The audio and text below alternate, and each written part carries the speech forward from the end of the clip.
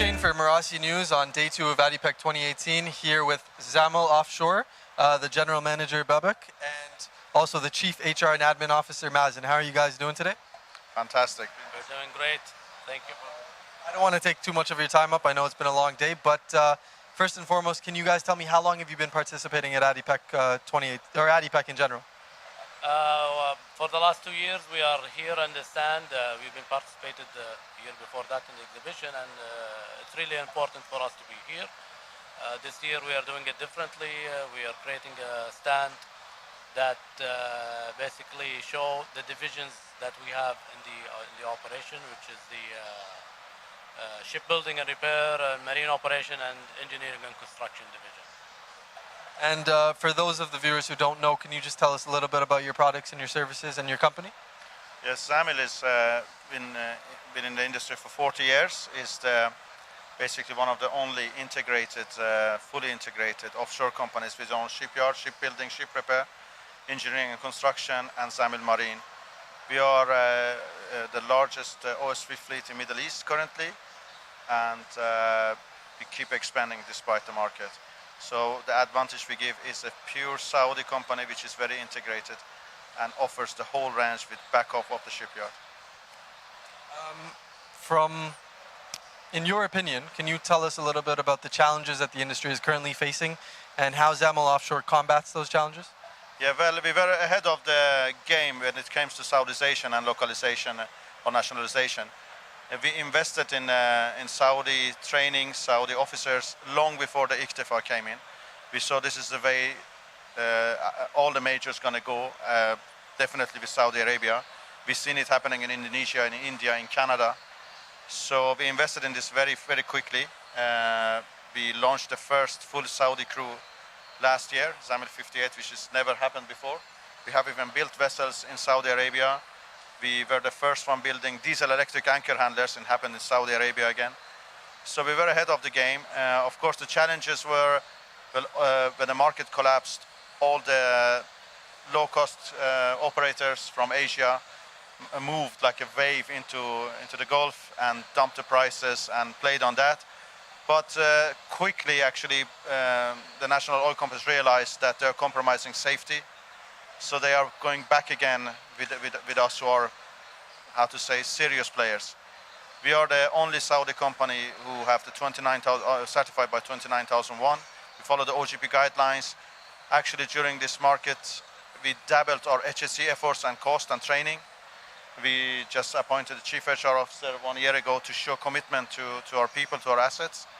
And our ICTFA in Kingdom Total Value Added is, we are platinum members. I mean, we have 29% now. Again, staying ahead. So there's challenges, but we are trying to be ahead of the game. Speaking of Saudi Arabia, can you tell us a little bit about how your company's values are in line with Vision 2030? As Babak told you, we focused heavily on developing the Saudis. We partnered with the universities. We partnered with King Abdulaziz University, Marine Department. We are also partnering with the different universities to create different programs to develop the Saudis for the future. As he said, we have 2 vessels, 100% Saudis, from the cook to the captain. And even when you look at the Marines, we have trainees and we have captains. So we are actually building the Saudis for the future. That's great. And then finally, what are your thoughts on the current outlook of the market and any future plans for 2019 coming up that we can expect? Well, we have done a thorough job on a 5+5 year plan. We have examined the market properly. The oversupply will be still a challenge because there are too many ships basically out there. Saudi Arabia remains to be the best market, so it's very good to be a good position there. Abu Dhabi is picking up. The issues geopolitical are adding some advantage and disadvantage to us. Of course, Qatar is a place we are not going to look at. We didn't look at it earlier neither, but again, the oversupply is going to be the challenge for a couple of more years to come. Well, thank you for taking the time to talk to us today. Is there anything else you'd like to add before we go? Or? Yeah, I'll just like to add that when you talk about the challenges, as Babak was saying, we actually look at that as an opportunity. we were ahead of the market in terms of Saudizations. We took the opportunities that the market was slowing down. We restructured, we created policies, we developed a program to retain our employees and to train our employees. And I think that's really basically built strong foundation for us to shoot higher in the coming 2 years. Yeah, I agree.